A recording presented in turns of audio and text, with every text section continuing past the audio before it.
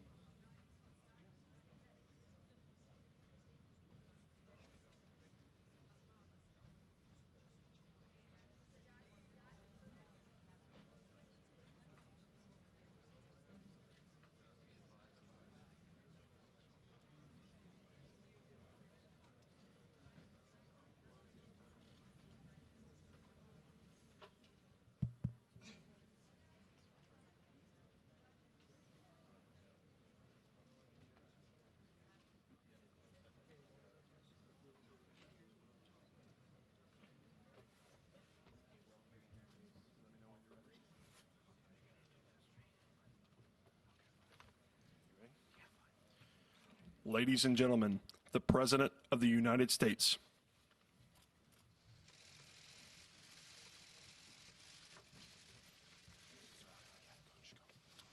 Well, thank you very much, everybody. Appreciate it. We've had a very amazing two-day period in Brussels, and we really accomplished a lot with respect to NATO. For years, presidents have been coming to these meetings and talked about the expense, the tremendous expense for the United States, and tremendous progress has been made. Everyone's agreed to substantially up their commitment. They're going to up it at levels that they've never thought of before. Prior to last year, where I attended my first meeting, it was going down. The amount of money being spent by countries was going down and down very substantially, and now it's going up very substantially, and commitments were made. Only 5 of 29 countries were making their commitment, and that's now changed. The commitment was at 2%. Ultimately, that'll be going up quite a bit higher than that. So we made a tremendous amount of progress today. It's been about, at a minimum, they estimate, and they're going to be giving you exact numbers, but since last year, they've raised an additional $33 billion. That's been put up by the various countries, not including the United States.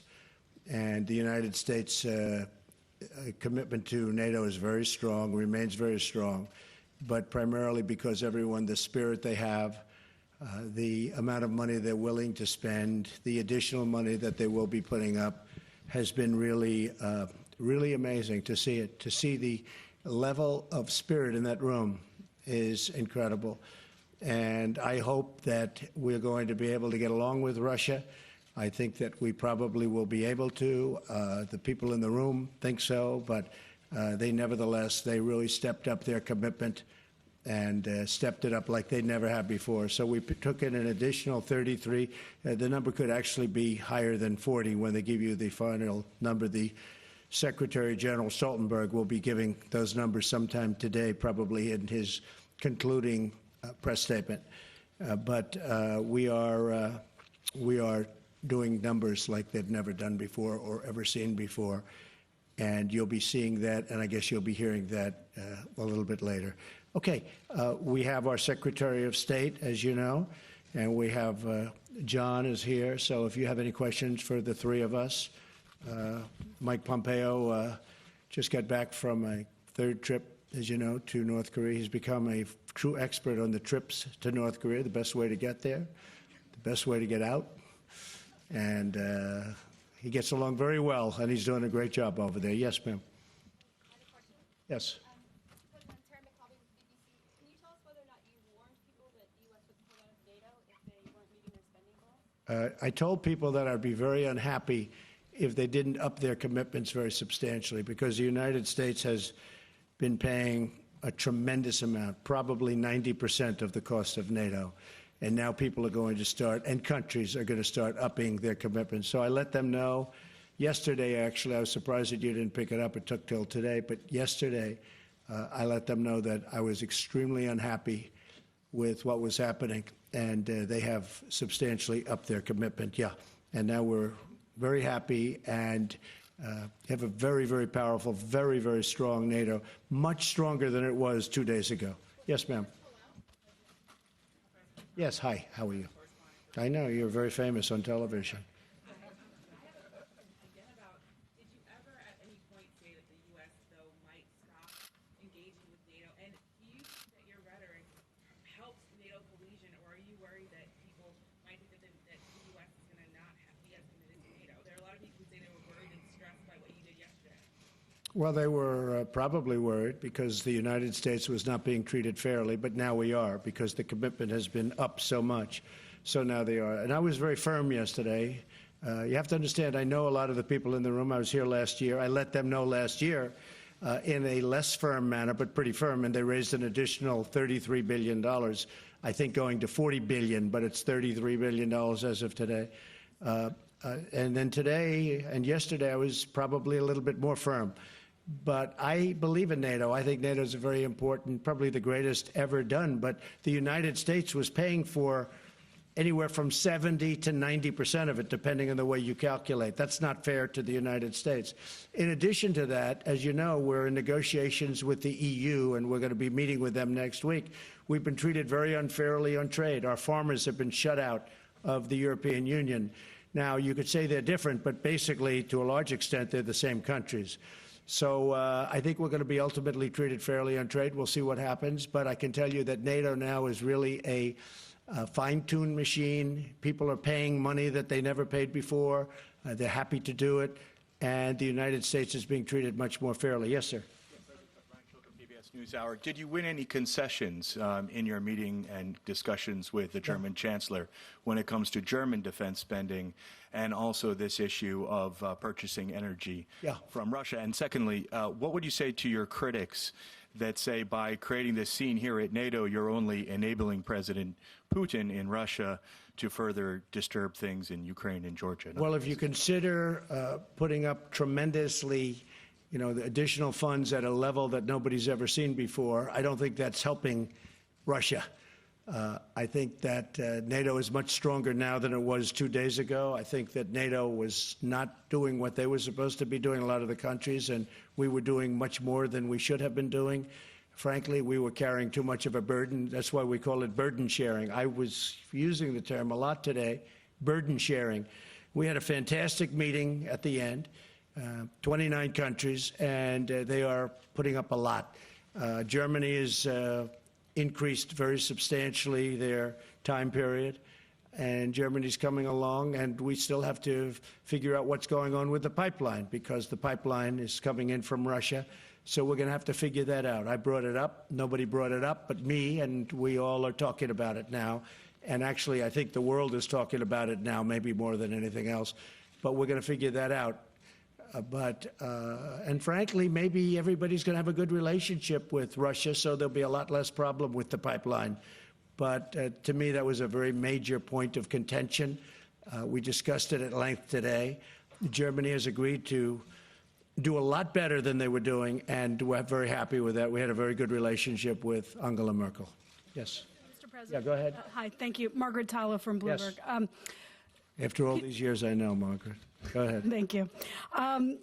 Maybe I'm being dense here, but could you just clarify, are you still threatening to potentially pull the United States out of NATO for any reason, and do you believe you can do that without Congress's explicit support and approval? I think I probably can, but that's unnecessary, and the people have stepped up today like they've never stepped up before. And remember the word, $33 billion more they're paying. And you'll hear that from the Secretary General in a little while. He thanked me, actually. He actually thanked me. And everybody in the room thanked me. There's a great collegial spirit in that room that I don't think they've had in many years. They're very strong. So, yeah, very, very unified, very strong, no problem, right? We're Yes. in NATO. No, okay. No problem. Mr. President, Jonathan Lemire with the Associated Press. Sure. You have said previously you wanted the countries to step up their spending to 2%. Yesterday, the suggestion it might be 4% or perhaps 2% at a much quicker timetable. Yeah. Can you clarify what did they commit to doing? Yeah. Is that satisfactory to you? So what they're doing is spending at a much faster clip. They're going up to the 2% level. Now, you have to understand, some of them have parliaments. They have their own congresses. They have a lot of things they have to go to. So, they're here as a prime minister, as a president, and they can't necessarily go in and say, this is what we're going to do. But they're going back for approvals. Some are at 2%. Others have agreed definitely to go to 2%. And some are going back to get the approval, and which they will get, to go to 2%. After we're at 2%, we'll start talking about going higher. But I said ultimately we should be, in years in advance, we should be at 4%. I think 4% is the right number. Now, the United States, depending on the way you calculate it, was at 4.2%. And I said, that's unfair. And we have the largest GDP by far, especially since we've increased it by so much since a thing called the election. Our GDP has gone way up. And so the fact that our GDP went way up, that means we're paying for even more, which is very unfair. So I explained that. We will go to much higher than 2% into the future, but right now we're getting people up to 2%, and that'll take place over a fairly short period of time, a short number of years. Okay? Yeah, go ahead.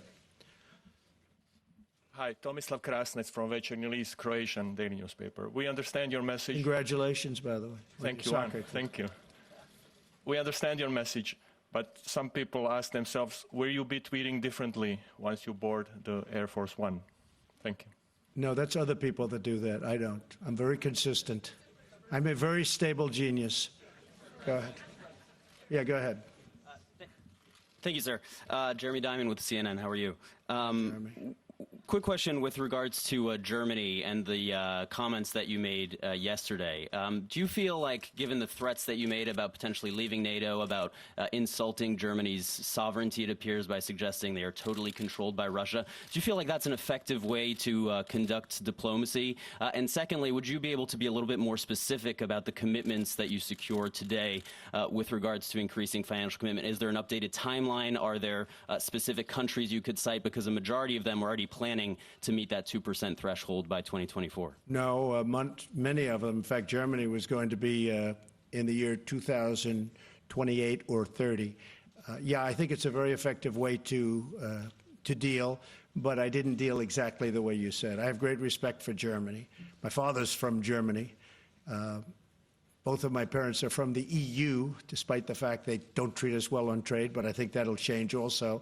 And I think we'll see that because on the 25th of July, they're coming in to start negotiations with me. We'll see. And if they don't negotiate in good faith, we'll do something having to do with all of the millions of cars that are coming into our country and being taxed at a virtually zero level, at a very low level. But, Jeremy, I think it's been a very effective way of negotiating, but I'm not negotiating. I just want fairness for the United States. We're paying for far too much of NATO. NATO is very important, but NATO is helping Europe more than it's helping us. At the same time, it's very good for us. So we have now got it to a point where people are paying a lot more money, and that's starting really last year. It really had, you were there last year. And last year we had a big impact. Again, we took in $33 billion more. And if you ask Secretary General Stoltenberg, he gives us total credit, meaning me, I guess, in this case, total credit, because I said it was unfair. Now, what has happened is presidents over many years, from Ronald Reagan to Barack Obama, they came in, they said, okay, hey, do the best you can, and they left. Nobody did anything about it. And it got to a point where the United States was paying for 90% of NATO. And that's not fair. So it's changed. We had a really good meeting today. We had a great meeting in terms of getting along. I know most of the people in the room because of last year, because of the year and a half that we've been in office, year and a half plus. But we have a great relationship. Everybody in that room, by the time we left, got along, and they agreed to pay more, and they agreed to pay it more quickly. Yeah, go ahead, Phil. Hey, Mr. President, Philip Rucker from the Washington Post. You tweeted yesterday, what good is NATO? And you've talked about NATO as an alliance that benefits Europe, that defends and protects Europe. Do you see any value of NATO to the United States vis-a-vis Russia? Does it help protect the United States from Russia, in your view? I think it's another very strong ally, as together it's much stronger than, obviously, individual countries. I think it's the way we have it now. I think it's I think NATO got, you know what was happening with spending prior to my getting into office. The numbers were going down. Now the numbers have gone up like a rocket ship. The numbers have gone up a lot, and they've gone up rapidly, and they're now going up further. So I think NATO is going to be very, very effective. I'm very impressed with, and really know, and he's a friend of mine, but Secretary General Stoltenberg has done a fantastic job and putting it all together. And we were the ones that really, we gave him an extension of his contract, as you know. I think he's done a really good job. I think that when I was saying that, I am very concerned with the pipeline. I don't like the pipeline. And when I talk about NATO, I say, how do you have NATO? And then you have somebody paying the people that you're protecting against. But maybe we'll get along with the group that we're protecting against. I think that's a real possibility. As you know, I'm meeting with President Putin on Monday. And I think we go into that meeting not looking for so much. We want to find out about Syria. We will, of course, ask your favorite question about meddling. I will be asking that question again. But we'll also be talking about other things. We'll be talking about Ukraine. Ukraine was here today, by the way. And, you know, it's very interesting to hear what they had to say. So, excuse me? Well, he may. I mean, look, he may. You know, what am I going to do? He may deny it. I mean, it's one of those things. So all I can do is say, did you, and don't do it again. But he may deny. I mean, well, you'll be the first to know. Okay? Go ahead. Yes, go ahead. President Robert Wall with the Wall Street Journal. Yes. If Hi, the Robert. Germans and the Canadians and others don't come up to 2%, what is your fallback position? How will you up the pressure to make them actually? Well, they will. They will. I have no doubt about it. They all made commitments, and they will be up to 2%. It'll be over a relatively short period of years. Okay? Thank you so much. Yes, go ahead. Georgian TV, Palestine News. Mr. President, what do you think today needs or not Georgia most support from NATO? And I want to ask about Georgia? They were here today represented. Yes, and will you talk about Georgia in a meeting with with President Putin? Well, they were here. They made a very favorable impression, and we listened to their plight. It's a tough situation with Georgia, but they made a very favorable impression in the room. Okay? Yeah, go ahead. Go. One more Go ahead. Oh, I'm sorry. Yeah, you really did. Come on, go ahead. Go ahead. Well, I had a question as well, but nonetheless, I'll ask her. Will you recognize? Go ahead. Will you recognize Russia's Will you recognize Crimea as part of Russia when you meet Well, that's an President? interesting question because, you know, long before I got here, President Obama allowed that to happen. That was on his watch, not on my watch. You know, people like to say, oh, Crimea, but the fact is they built bridges to Crimea. They just opened a big bridge that was started years ago. They built, I think, a submarine port, substantially added billions of dollars. So that was on Barack Obama's watch. That was not on Trump's watch. Would I have allowed it to happen? No, I would not have allowed it to happen. But he did allow it to happen. So that was his determination. What will happen with Crimea from this point on, that I can't tell you. But I'm not happy about Crimea. But again, that was Barack Obama's watch, not Trump's watch. Yeah, go ahead, sure. Jeff Mason from Reuters, Mr. President. I know, Jeff. Regarding your summit with President Putin, will you be raising arms control issues? Would you like Yes. to extend New START, and will you raise concerns about violations of the INF Treaty? Yes. And as a follow-up to the NATO meeting today, will you suggest to him, or would you consider stopping military exercises in the Baltic states if that's something that he requests? Well, perhaps we'll talk about that. But I will say that we are going to be talking about those three issues and many more. We'll be talking about it, Jeff. Okay? Go ahead. Go ahead. Ivo Caizzi, Corriere della Sera. We are in the NATO headquarters that costed almost the double as planned before. I would like to know if you are planning to guarantee the taxpayers that the new money that is flowing into NATO will be spent in the best possible way, especially the money coming from countries that have several problems with the public finances. Well, the money will be spent properly. And one of the things that we have many wealthy countries with us today, but we have some that aren't so wealthy. And they did ask me if they could buy the military equipment and could I help them out? And we will help them out a little bit. We're not going to finance it for them, but we'll make sure that they're able to get payments and various other things so they can buy. Because the United States makes by far the best military equipment in the world, the best jets, the best missiles, the best guns, the best everything. We make by far. I mean, that's one thing. I guess I assumed it prior to taking office, but I really learned since being president, our equipment is so much better than anybody else's equipment. When you look at our companies, Lockheed and Boeing and Grumman, what the material, the equipment that we make is so far superior. Everybody wants to buy our equipment. In fact, it's a question, can they make it? Because they are doing very well. Can they make it for so many people? So we are helping some of those countries get online and buy the best equipment. Yeah, go ahead.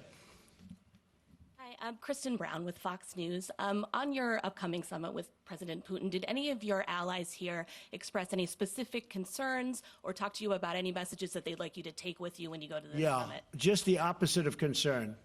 They actually, and they'll probably come out with a little bit of an edict, but they actually thanked me for meeting with President Putin. I look forward to the meeting. They thanked me. They thought it was a great thing that I was doing it, and they gave us our best wishes, or their best wishes. Now, with that being said, we'll see what happens. just a loose meeting. It's not going to be big schedule. I don't think it should take a very long period of time, and we'll see where it leads. But it could lead to something very productive, and maybe it's not. But I think meeting with people is great. We had a great meeting with Chairman Kim, and I'll tell you, Mike Pompeo did a fantastic job. I might ask you to say a few words, Mike, while you're here. Just 1 second. Mike, go ahead. Thank you, Mr. President.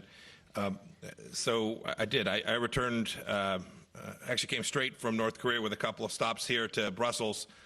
We had a productive conversation. There remains a great deal of work to do, but I think most importantly, my counterpart Kim Young-chol made a commitment consistent with what President Trump was able to achieve with Chairman Kim, which was they intend to denuclearize, they're going to accomplish it, and now the task is to get it implemented.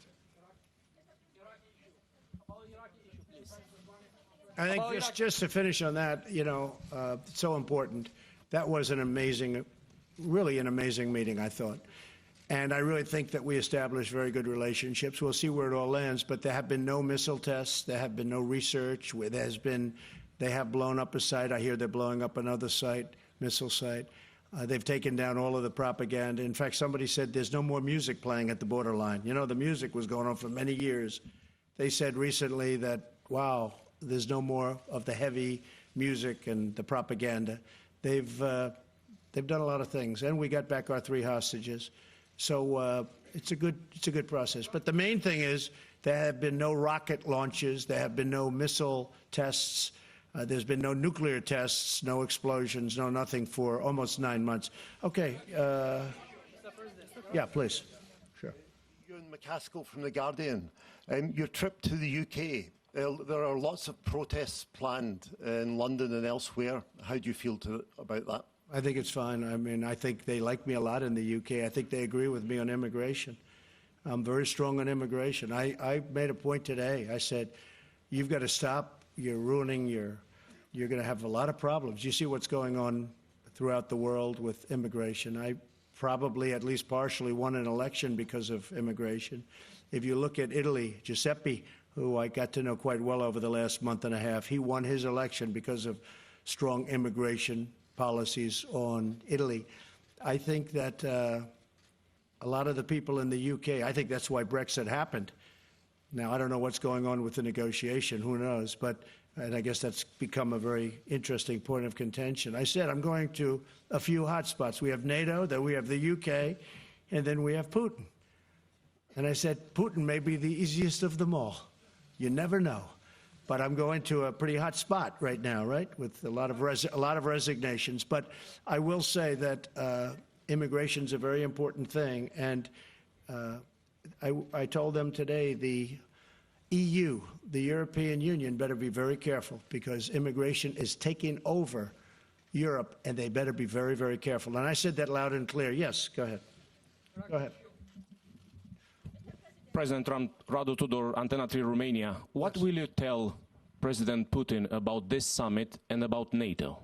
Well, I think he's going to see about this summit. This has turned out to be a very successful summit. This is, I think really that NATO is more put together right now, is more coordinated, and I think there's a better spirit for NATO right now than perhaps they've ever had. It's richer than it ever was. The commitments are made at a higher level than they've ever been made, and the money to be paid out faster, far faster. You know, the 2% was a range, a goal. It wasn't something that they were committed to. Now it's a commitment. There's a big difference, the 2% number. And that's why so many people weren't reaching it or hitting it. It was just sort of like this amorphous number out there. Now it's a commitment, a real commitment. I think he's going to see that there's great unity, great spirit, great esprit de corps, and I think we're going to have a good meeting. Regardless of that, I think we're going to have a good meeting. But this was a fantastic 2 days. This was a really fantastic, it all came together at the end. And yes, it was a little tough for a little while, but ultimately, you can ask anybody at that meeting, they're really liking what happened over the last 2 days. There's a great, great spirit leaving that room. Yes, sir, go ahead, please. Yeah, Jonathan Beale from BBC. I just wonder, you think you're going to get along with President Putin at that meeting? Could you just tell us, why do you think that? Is there something you admire about him? And the second question, because you're just about to go to the UK. Well, he's a competitor. He's been very nice to me the times I've met him. I've been nice to him. He's a competitor. You know, somebody was saying, is he an enemy? No, he's not my enemy. Is he a friend? No, I don't know him well enough. But the couple of times that I've gotten to meet him, we got along very well. You saw that. I hope we get along well. I think we get along well. But ultimately, he's a competitor. He's representing Russia. I'm representing the United States. So, in a sense, we're competitors. Not a question of friend or enemy. He's not my enemy. And hopefully someday, maybe he'll be a friend. It could happen. But I just don't know him very well. I've met him a couple of times, and when I did meet him, most of you people were there. Yes. And Brexit, sorry, sir, because you are going to the UK. What will be your message on Brexit? Well, Brexit is, you know, I've been reading a lot about Brexit over the last couple of days, and it seems to be turning a little bit differently, where they're getting at least partially involved back with the European Union. I have no message. It's not for me to say. I own a lot of property there. I'm going to Scotland while I wait for the meeting. I have Turnberry in Scotland, which is a magical place, one of my favorite places. I'm going there for 2 days while I wait for the Monday meeting. But it's not for me to say what they should be doing in the UK. I have great friendships. My mother was born in Scotland. I have great friendships over there. We have a wonderful ambassador, Woody Johnson, and he's doing by the way, Woody's doing a great job. But it's not for me to say. I'd like to see him be able to work it out so it could go quickly, whatever they work out. Is it heartbreaking? Oh, hard Brexit, I see. I thought you said it was heartbreaking. I said, that might be going a little bit too far, right? Heartbreaking. Is it heartbreaking? A lot of things are heartbreaking. No, I would say that, you know, Brexit is Brexit. It's not like, I guess when you use the term hard Brexit, I assume that's what you mean. The people voted to break it up. So I would imagine that's what they'll do, but maybe they're taking a little bit of a different route. So I don't know if that's what they voted for. I just want the people to be happy. They're great people. And I do think sure there'll be protests, because there are always protests. But I think there were protests the night of the election both ways. But in the end, we got 306 electoral votes. And one state that, you know, is interesting, one of the states we won, Wisconsin. I didn't even realize this until fairly recently. That was the one state that Ronald Reagan didn't win when he ran the board. His second time, he didn't win Wisconsin, and we won Wisconsin. So, you know, we had a great night. Protests, there might be protests, but I believe that the people in the UK, Scotland, Ireland, as you know, I have property in Ireland, I have property all over. I think that those people, they like me a lot. And they agree with me on immigration. And I think that's why you have Brexit in the first place, because of immigration. Yes, ma'am. Yeah, go ahead. Greta Karvala from Finland. What would be the best deal with Putin when you come to Helsinki? And don't you think that your harsh diplomacy, that you are playing in the same goal that Putin, with your harsh diplomacy towards EU and NATO? Well, I can't tell you what would be the ultimate. What would be the ultimate? Well, let's see. No more nuclear weapons anywhere in the world would be the ultimate, okay? No more wars, no more problems, no more conflict. Let's find a cure to every disease known to mankind or womankind. That would be my ultimate, okay? And we'll start from there. Okay. Yeah, go ahead. Me. There's Mahjouba Naurouzi from Afghan service in BBC World Service. So I would like to ask you, Mr. President, that Afghan president is going to be here. He's here right now. He is here. And are you going to meet him? And what have you got to say to him? And when the war is going to end in Afghanistan, because people are fed up now and they want to know. I agree with that. I very much agree. It's been going on for a long time. We've made a lot of progress, but it's been going on for a long time. We've made a lot of progress in Afghanistan, I will say. Yes, your president is here right now. In fact, he's in the room. When I'm finished with this, I'm going right back into that room. Please, Georgian public broadcaster, Mr. President, can you tell us what do you think about future membership of Georgia in NATO, please? Well, at a certain point, they'll have a chance. Not right now. They just left the room. But at a certain point, they'll have a chance. Yes, sir. Go ahead. Barza Hassan, reporter for Kurdistan 24. Are you going to continue to support the Kurdish forces, Peshmerga, in Iraq? Thank you. I think the Kurds are great people. They're incredible fighters. They're wonderful, warm, intelligent allies in many cases, as you know. It's different groups of people, but they're great people. I do. I believe they're great people. Yes, go ahead, please. Mr. President, Marcus Price, working with ARD German TV. Yes. You said Putin isn't an enemy, isn't a friend, it's just a competitor. A competitor. Do you consider him as a security threat for Europe or to the US? Thank you. Hey, I don't want him to be, and that's, I guess, why we have NATO. And that's why we have a United States that just had the largest military budget ever, $700 billion approved, $716 billion next year. No, I hope that we'll be able to get along. I've said from day one, whether it's China or Russia, you know, we're working on trade with China right now, and I don't say that's an easy situation, because that's been years of abuse of the United States by presidents, frankly, that allowed that to happen. So I've taken over a lot of bad hands, and I'm fixing each one of them, and I'm fixing them well. But China is going to be, I think, very successfully, ultimately taken care of. I have a great respect for their president, as you know. President Xi spent 2 days there. It was among the most magical 2 days I've ever lived. And I think we're going to end up doing something very good with China. Right now, we're in a pretty nasty trade battle, but I think ultimately that'll work out. I really think we have a big advantage. You know, we picked up $8 trillion in value and worth since I became president, and we're close to 2 times the size of China. A lot of people don't know that. And, you know, we're going to negotiate a fair deal if that's possible. Okay. And Russia, I think getting along with Russia also would be a very good thing. Yes, go ahead. Jamal Musawi from BBC Persian TV. We have seen escalation of tension between you and the Iranians. What is your exit plan, Mr. President? I would say there might be an escalation between us and the Iranians. I agree with They you. are threatening. By the way, they're treating us with much more respect right now than they did in the past. And I know they're having a lot of problems and their economy is collapsing.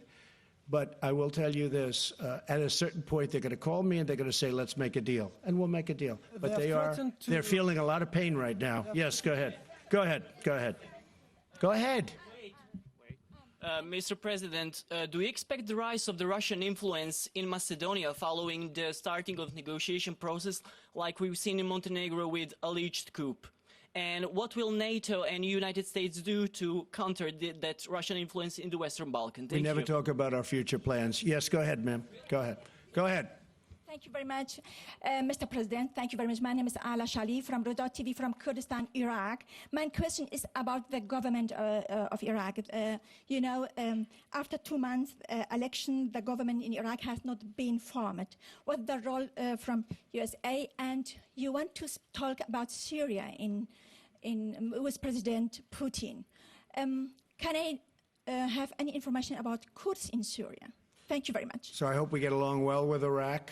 We've certainly spent a great fortune in Iraq and many, many lives, thousands and hundreds of thousands of lives, if you think, on both sides, which I always think about both sides, not just our side.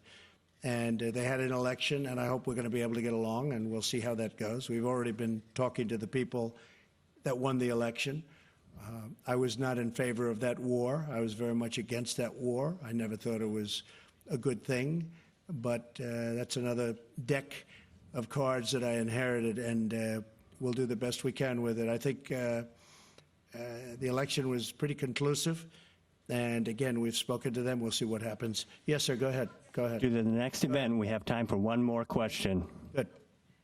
I'm Asia Atrous from Asabah newspaper in Tunisia. I come from a very far country, a small country in northern Africa, Tunisia. My question, Mr. President, we really admire what you are doing in North Africa, and we really wish and hope that something again will be done in the Middle East to avoid more wars and more blood and more killings in the Middle East with a just peace process that gives everyone its We're looking for peace, and Africa, as you know, is It's on our very strong list.